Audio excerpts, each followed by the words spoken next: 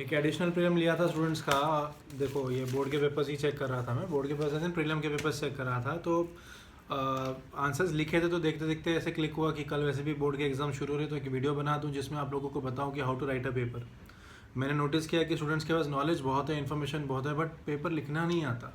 किस फॉर्मेट में लिखना है, कैसे टाइम मैनेज करना है, प्रेजेंट कैसे करना है, ये सारी चीज़ें नहीं आती। इसीलिए आई थॉट कि एक वीडियो बना देते हैं और उसमें ये सारी चीज़ें कवर कर लेते हैं। चलो तो सबसे पहले स्टार्ट करते हैं about time management. Time management ये बहुत इंपॉर्टेंट एलिमेंट है किसी भी पेपर का। ओके, तो चाहे आप फिजिक्स लिख रहे हो, केमिस्ट्री लिख रहे हो, मैथमेटिक्स लिख रहे हो या बायोलॉजी लिख रहे हो, तो इन सब के लिए टाइम मैनेजमेंट बहुत इंपॉर्टेंट एस्पेक्ट है। तो आई वुड सजेस्ट, जो मेरे एक्सपीरियंस से बता रहा हूँ, इतने सालों के एक्सपीरियंस से बता रहा हूँ, कि जो 1 मार्कर क्वेश्चन होते हैं, चाहे वो एमसीक्यू हो या 1 सेंटेंस हो, उनको आपको सिर्फ और सिर्फ 1 मिनट देना है मैक्स। ठीक है, उसमें चाहे आप फुल स्टेटमेंट लिख रहे हो, हाफ स्टेटमेंट लिख रहे हो, that doesn't matter. What matters is 1 minute में हो जाना चाहिए। जैसे रिक्वायरमेंट है, जैसे पूछा हुआ एग्जाम है, उसके लिए 1 मिनट आपको लेना ही पड़ेगा और 1 मिनट में ही कंप्लीट करो। उससे कम लगा चलेगा, ज़्यादा नहीं लगना चाहिए। फिर आते हैं 2 marker question. Okay, 2 marker question के लिए 3 to 4 मिनट्स काफ़ी हो जाता है, उससे ज़्यादा नहीं लगना चाहिए आपको। फिर 3 मार्कर क्वेश्चन आते हैं। 3 मार्कर क्वेश्चन के लिए आई वुड सजेस्ट कि 5 to 6 मिनट्स पर question is more than enough. Don't take more time. Okay, and for 4 marker question most probably 10 to 12 minutes is more than enough. Okay, तो कि यही 3-4 format के questions आते हैं। एक आधा कोई पेपर आएगा जिसमें 5 मार्कर भी आते हैं, जिसके लिए I think 15 minutes would be enough. But in general मैं सजेस्ट करूंगा कि आप लोगों को अगर टाइम प्रॉपरली देना है, अगर पेपर टाइम में ख़त्म करना है along with some extra questions and along with checking, तो 1 मार्कर के लिए 1 मिनट, 2 मार्कर क्वेश्चंस के लिए 3 to 4 मिनट्स, 3 मार्कर क्वेश्चंस के लिए approximately 5 to 6 minutes, and 4 marker questions के लिए you can go for 10 to 12 minutes. And additionally अगर 5 मार्कर का कुछ है तो you go for 15 minutes max to max, उससे ज़्यादा टाइम नहीं लगना चाहिए। ओके, तो सेकेंड पॉइंट अभी डिस्कस करते हैं, that is format of the paper. Format of the paper मतलब मैं इसमें आपको बताऊंगा कि लिखना कैसे है, मतलब कितने मार्क्स के लिए कितने पॉइंट्स लिखने हैं। अगर आपको 1 मार्कर क्वेश्चन है तो 1 to 2 पॉइंट्स, जितना भी पूछा जाए that much is more than enough. Second, अगर 2 मार्कर क्वेश्चन है तो उसके लिए मिनिमम 4 पॉइंट्स लिखना जरूरी है। 4 to 5 पॉइंट्स लिख कर ही चलो।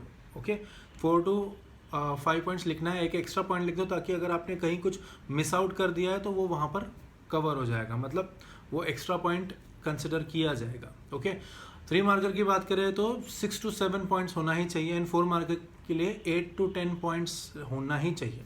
अब अगर बात आ जाती है न्यूमेरिकल्स की, तो न्यूमेरिकल्स में तो पॉइंट सिस्टम नहीं होता है, बट आपको गिवन डेटा प्रॉपरली लिखना पड़ेगा, क्या फाइंड करना है वो भी स्टेट कर दो, और उसके साथ साथ नीचे आप जब आप सॉल्व करते हो उसको तो भी स्टेप वाइज मैनर में करना है, अंडरस्टूड मत करो।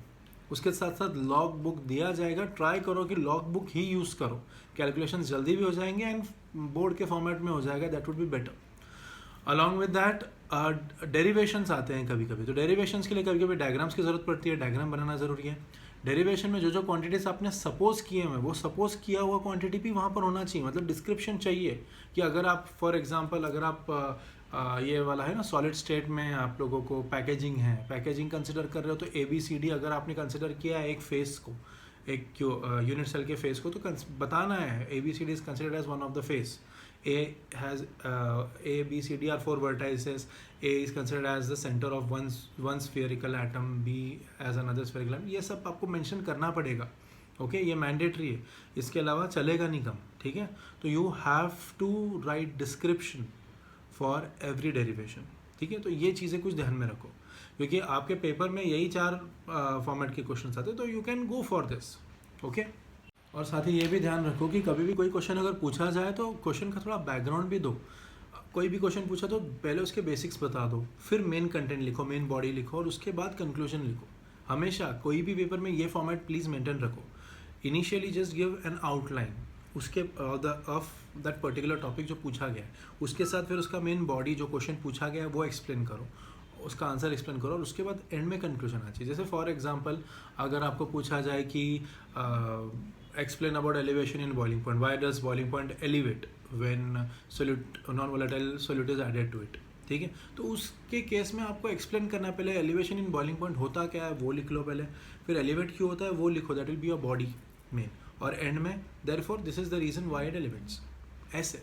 ठीक है, तो ये कुछ चीज़ें ध्यान में रखो। तो थर्ड पॉइंट पे आते हैं। थर्ड पॉइंट में क्या है, प्रेजेंटेशन स्किल्स। ओके, प्रेजेंट कैसे करो पेपर को भी मैटर करता है। आपको पता है, आप अगर एग्जांपल के तौर पर बोला जाए तो you have done some very big research, बहुत अच्छा काम किया, बट उसको अगर आप अच्छे से प्रेजेंट ही नहीं कर पाओगे तो रिसर्च समझ में नहीं आएगा लोगों के, एंड अल्टीमेटली वो जितना भी काम किया that is somewhere that is not going to get that much kind of importance और ग्रेटिट्यूड, सिग्निफिकेंस नहीं रहेगा उसका।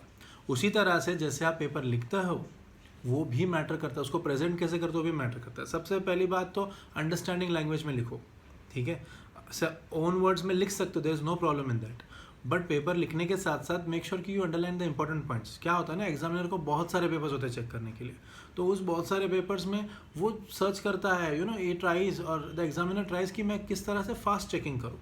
तो उसमें अगर आप इंपॉर्टेंट पॉइंट्स अंडरलाइन करोगे और उसकी नज़र उसी पॉइंट्स पे चले जाएगी ना जो अंडरलाइन की हुई चीज़ें वगैरह, तो it becomes easy for him also और her also to check, as well as it becomes easy for you to present कि मैंने बाबा अच्छा लिखा है पेपर, ठीक है।